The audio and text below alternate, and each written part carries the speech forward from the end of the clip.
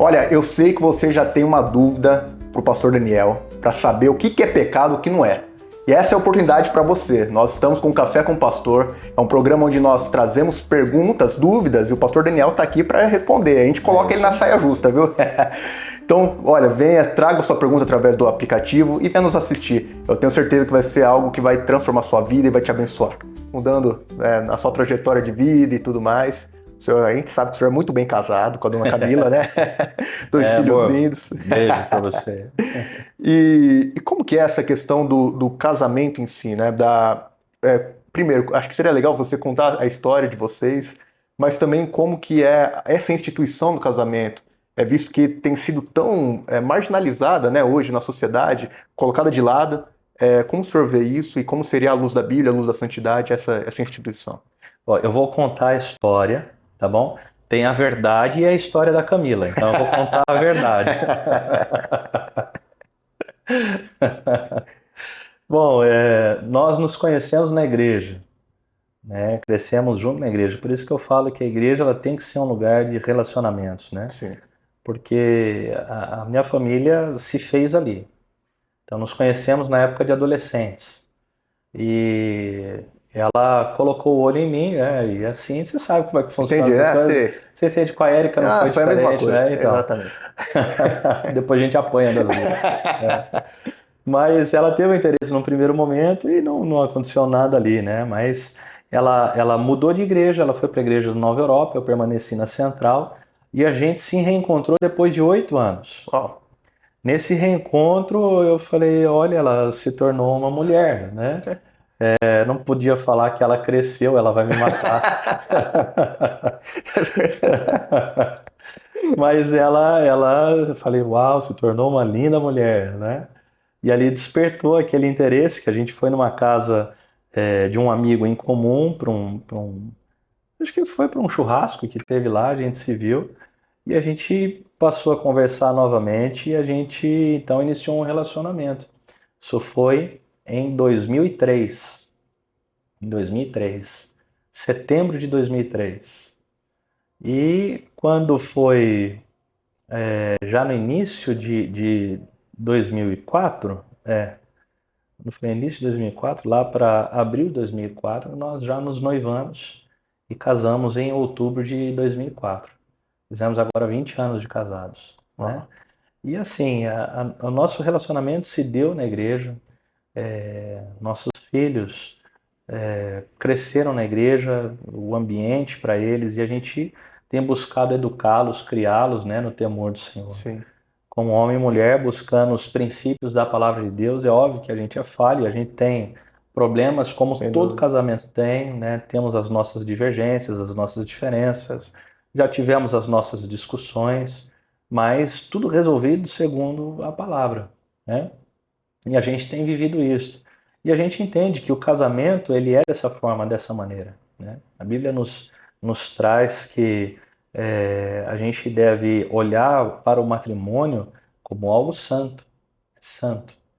E a gente deve tratar assim. Quando a gente fala de algo santo, a gente não está falando de algo perfeito, mas a gente fala de algo que tem a intenção da perfeição e de andar naquilo que é certo, andar naquilo que é correto. Então, o relacionamento entre o homem e a mulher deve ser assim, gente. Marido e esposa é assim.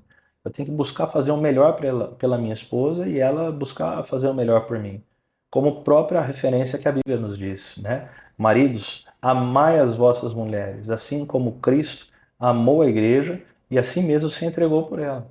Perceba que a Bíblia não manda a mulher amar o homem. É verdade.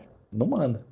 A Bíblia fala para a mulher, para ela ser submissa ao seu marido, Sim. mas não manda amar o homem, mas manda o homem amar a mulher.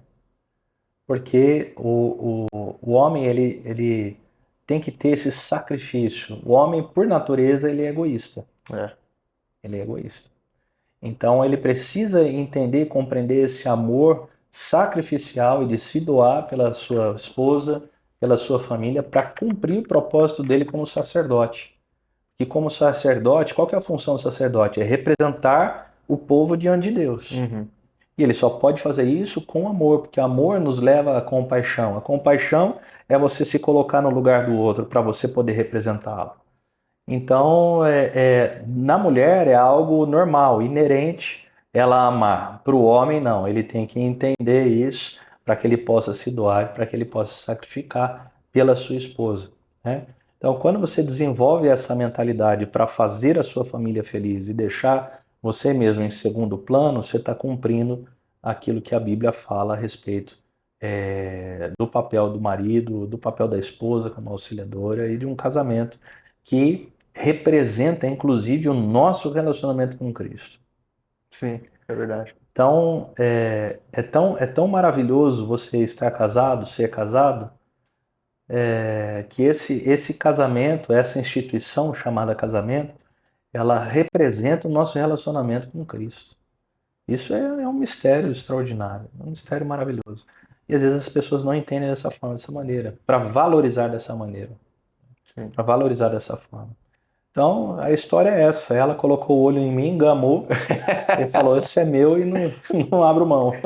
Brincadeira. Eu é que olhei para ela e achei a pérola escondida, né? O tesouro que não era para ser de mais ninguém, porque Deus escolheu para nós. Que legal, benção. Pastor, a gente vê uma crescente, né, infelizmente, de divórcios, né? De separações e tudo mais. Qual que é a posição da igreja com relação a isso?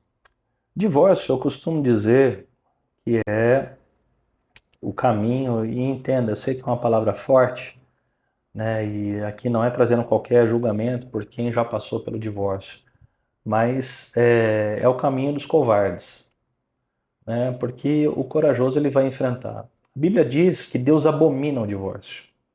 E ali ele não abre exceção para nada, naquilo que ele sente, naquilo que ele olha e vê, esse sentimento dele abominar. Deus abomina o divórcio.